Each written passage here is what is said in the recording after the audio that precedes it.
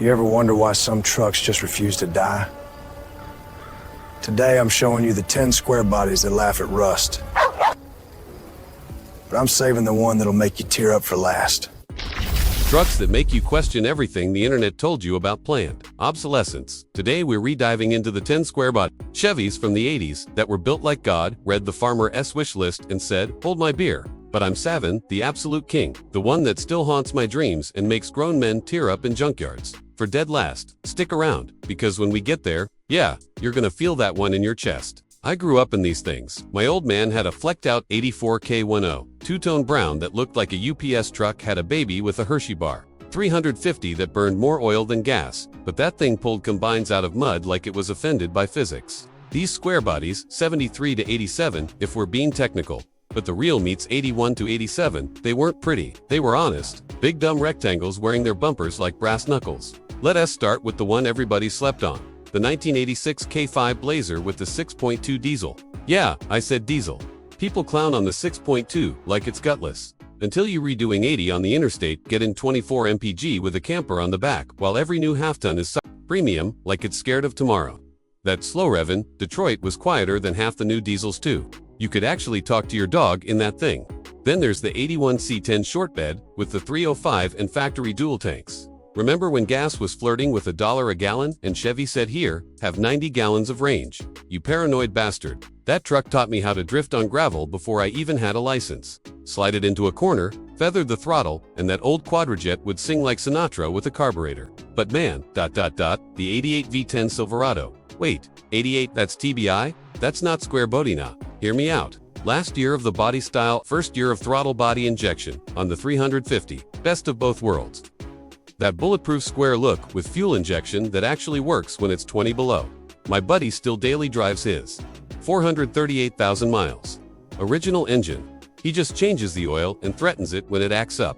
Speaking of indestructible, the 1984 C20 crew cab, 3+3 seating, 8-foot bed, 454 big block. Thing weighed as much as a modern F450, but rode like a pissed-off cloud. My uncle hauled hay with one for 31 years. Frame finally twisted before the engine ever quit. The engine still sits in his shed waiting for grandkids to give it a new home. And Don T. sleep on the 79 K20 with factory 4.56 gears and the NP205 transfer case cast iron. Everything you could hook a logging chain to that front bumper and yank redwoods out by the roots. I watched one pull a stuck Peterbilt out of a ditch like it was walking the dog. The 85 Suburban 2500 with barn doors in the back, the original 12-passenger flex. Soccer moms wish their expeditions had this kind of soul. You could sleep for people in the back with the seat folded and still have room for a deer. I lived out of one for 2 months after college. Best summer of my life. Then the dark horse, the 1983 K10 with the factory roll bar and the 6-inch lift. Somebody at GM was feeling extra that day. Came with 35s from the dealer. Looked like Mad Max ordered it straight out of the catalog. But the one that still makes me choke up every time I see one rotten in a field. The 1987 V30 tone crew cab 4x4 with the factory 454, 4-speed manual, and Dana 60 front axle. They only built a handful like that. Most got ordered by the government or big ranches. Thing was a freight train wearing a pickup costume. I found one 10 years ago, buried behind a barn in Missouri. Mice living in the dash, tree growing through the floorboard. But when I jumped it off, that big block fired on 7 cylinders like it was just talking a nap.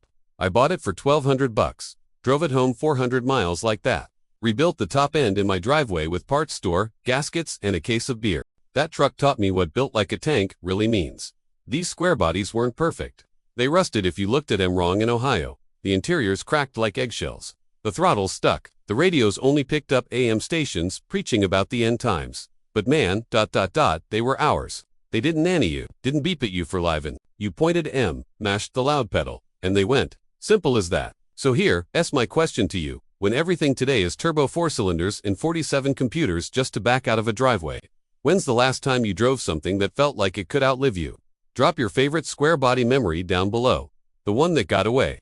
The one you still got. The one you're savin' for your kid. And if you're new here, stick around. We don't do clickbait. We do stories. Trucks that smell like diesel and regret and freedom. I'll catch y'all on the next back road. Keep the shiny side up, and the rusty side even prouder.